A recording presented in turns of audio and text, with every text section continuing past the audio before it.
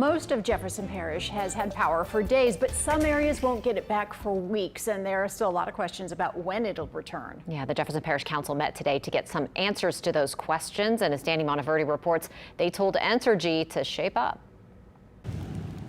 Evidence of Hurricane Ida is easy to spot in Jefferson Parish. Less common these days are crews working to get the power back on. That's not to say there aren't those who still need that to happen. In Wegan and 9 Mile Point, there's still people today who don't have power.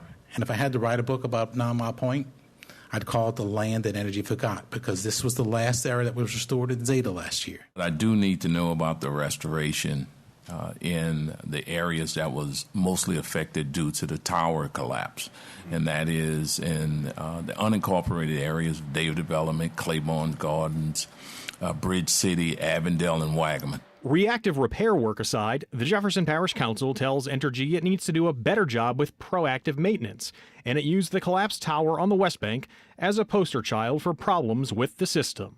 It was a bucket of rust from the very top to the very bottom, and that's the mere fact, and that's why it collapsed. It wasn't properly maintained. And if an inspector went and looked at that, then he needs to find another job, because he did not inspect that properly. Pole inspection. I know for a fact I've deposed Entergy executives in my private life, and they've said unabashedly that they inspect every pole once every 10 years. That's a horrific statistic for the public. Councilman Dominic Impastato says that after Hurricane Andrew, the parish put a lot of its focus on drainage. He says Ida was a wake-up call to make repairs to an aging and vulnerable power grid.